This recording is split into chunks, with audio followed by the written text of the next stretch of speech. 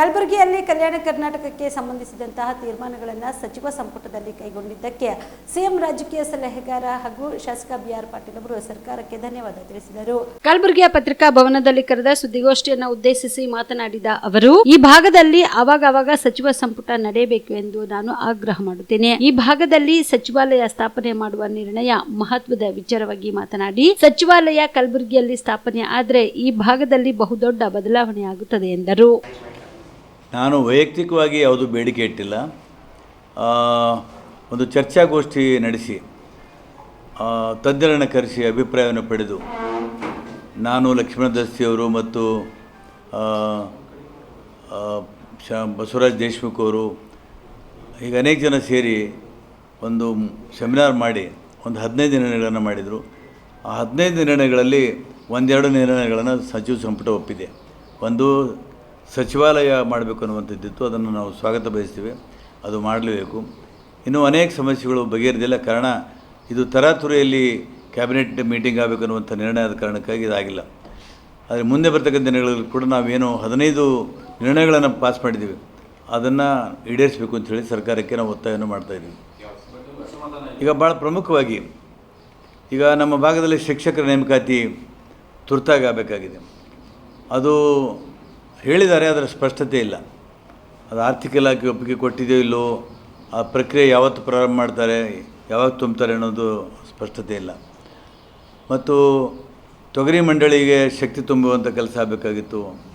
ಆಮೇಲೆ ಹೈಸ್ಕೂಲ್ಗಳು, ಜೂನಿಯರ್ ಕಾಲೇಜುಗಳು ನಮ್ಮ ಗಡಿ ಭಾಗದಲ್ಲಿ ಎಲ್ಲ ಕಡೆ ಆಗಬೇಕಾಗಿತ್ತು. ಲಿಟ್ರಸಿಯಲ್ಲಿ ನಾವು ಅತ್ಯಂತ ಹಿಂದುಳಿದಿದ್ದೇವೆ, ಅದರ ಬಗ್ಗೆಯೂ ಕೂಡ ಸ್ಪಷ್ಟತೆ ಇಲ್ಲ. ಹೀಗೆ ಕೆಲವು ವಿಷಯಗಳ ಬಗ್ಗೆ ನಮಗಿನ್ನೂ ಬೇಡಿಕೆ ಈಡೇರಿಲ್ಲ. ಅದನ್ನು ಈಡೇರಿಸಬೇಕು ಅಂಥೇಳಿ ಒತ್ತಾಯ ಮಾಡ್ತೀವಿ. ಒಟ್ಟಾರೆ ಕ್ಯಾಬಿನೆಟ್ ಮೀಟಿಂಗ್ ಮಾಡೋದು ಸಮಾಧಾನ ಇದೆ, ಆದರೆ ತೃಪ್ತಿ ಇಲ್ಲ. ನನ್ನ ಮಾತು ಎಲ್ಲನೂ ಕೇಳಬೇಕು ಅಂತ ಆ ಥರ ಕಾನೂನೇನು ಇರಲಿಲ್ಲ.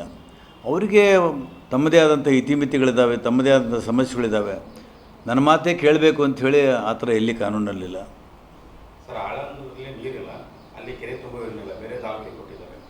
ಇಲ್ಲ, ನಮ್ಮಲ್ಲಿ ಕೂಡ ಕೆರೆ ತುಂಬುವ ಯೋಜನೆಯನ್ನು ಹಿಂದೆ ಸಿದ್ದರಾಮಯ್ಯನವರು ಸುಮಾರು 350 ಕೋಟಿ ರೂಪಾಯಿ ಖರ್ಚು ಮಾಡಿ ಬಜೆಟಲ್ಲಿ ಮಂಜೂರು ಮಾಡಿದರು. 18 ತಿಂಗಳಲ್ಲಿ ಮುಕ್ತಾಯ ಆಗಬೇಕಾಗಿತ್ತು. BJP ಸರ್ಕಾರ ಬಂದು 5 ವರ್ಷ ಆದರೂ ಕೂಡ ಅದು ಮುಗಿದಿಲ್ಲ. ನಾವಿನ್ನು ಬಂದ ಮೇಲೆ ಮತ್ತೆ ಪ್ರಾರಂಭ ಮಾಡಿದ್ದೇವೆ. ಡಿಸೆಂಬರ್ ಒಳಗೆ ಕೆರೆ ತುಂಬುವ ಯೋಜನೆಯನ್ನು ನಾವು ಮುಗಿಸ್ತೇವೆ. ಮಂಡಳಿಯಲ್ಲಿ ಇದಕ್ಕೆ ಒಂದು ಪರ್ಸ್ಪೆಕ್ಟಿವ್ ಪ್ಲ್ಯಾನ್, ಮುಂದಾಲೋಚನೆ ಮಾಡಿ ಯಾವ ಭಾಗದಲ್ಲಿ ಯಾವ ಸಮಸ್ಯೆ ಇದನ್ನು ನೀಡ್ ಬೇಸ್ಡ್ ಪ್ರೋಗ್ರಾಮ್ ಮಾಡಿ ಯಾವತ್ತು ಪ್ಲ್ಯಾನ್ ಮಾಡೋದಿಲ್ಲ, ಅಲ್ಲಿವರೆಗೆ ಇಲ್ಲಿ ನ್ಯಾಯ ಸಿಗಲ್ಲ. ವಾಸ್ತವಿಕವಾಗಿ ನಮ್ಮ ಕಣ್ತರಿಸುವಂಥ ವಿಷಯಗಳೇ ನಮಗೆ ಗೊತ್ತಿಲ್ಲ. ಎಲ್ಲಿ ಏನು ಕೊರತೆ ಇದೆ, ಏನಾಗಬೇಕು, ಯಾವ ಕ್ಷೇತ್ರದಲ್ಲಿ ಏನಾಗಬೇಕು ಅನ್ನೋದು. ಹಾಗಾಗಿ ಒಂದು ಪರ್ಸ್ಪೆಕ್ಟಿವ್ ಪ್ಲ್ಯಾನು ಮಾಡಬೇಕು ಅಂಥೇಳಿ ಹೇಳಿದ್ದೀವಿ. ಆವಾಗಲೇ ನಮ್ಮ ಸಮಸ್ಯೆಗಳು ಗೊತ್ತಾಗ್ತದೆ. ಅನುದಾನ ಹಂಚಿಕೆಯಲ್ಲಿ ಸ್ವಲ್ಪ ತಾರತಮ್ಯ ಆಗ್ತಾಯಿದೆ, ಅದು ಆಗಬಾರ್ದು.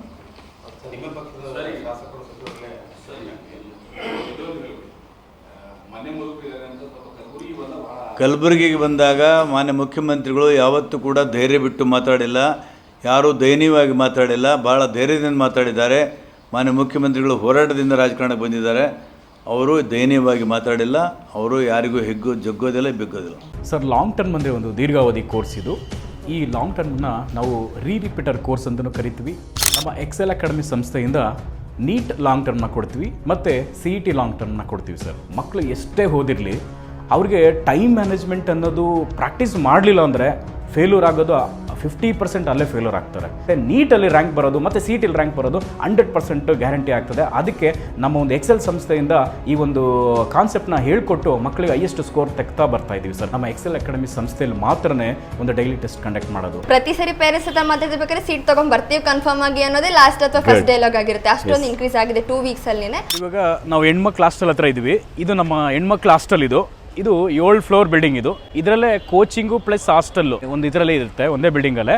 ಇದು ಒಳಗಡೆ ಡೈನಿಂಗ್ ಹಾಲು ಮತ್ತು ಅಕಾಮಿಡೇಷನ್ನು ಎಲ್ಲ ಕ್ಲಾಸ್ ರೂಮ್ ಎಲ್ಲ ಇದರಲ್ಲೇ ಪ್ರೊವೈಡ್ ಮಾಡಿರ್ತೀವಿ. ನಾವು ರೂಮಲ್ಲಿ 4 ಜನ ಇರೋ ಥರ ನಾವು ಅರೇಂಜ್ ಮಾಡಿರ್ತೀವಿ. ಅವ್ರ ಕಬೋರ್ಡು ಕೂಡ ಅವ್ರಿಗೆ ನಾವು ಪ್ರೊವೈಡ್ ಮಾಡಿರ್ತೀವಿ ಅವ್ರಿಗೆ.